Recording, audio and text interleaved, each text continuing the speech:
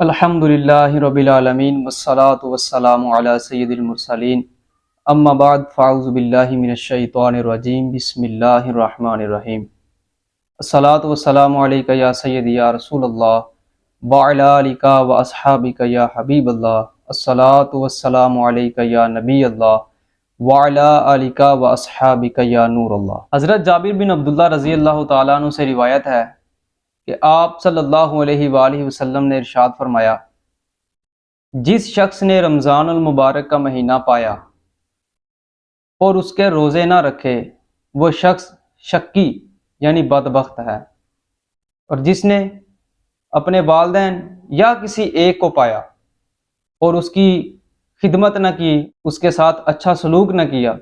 تو آپ صلی اللہ علیہ وآلہ وسلم نے ارشاد فرمایا کہ وہ شخص بھی بدبخت ہے۔ اور اللہ تعالیٰ کے آخری نبی صلی اللہ علیہ وآلہ وسلم نے ارشاد فرمایا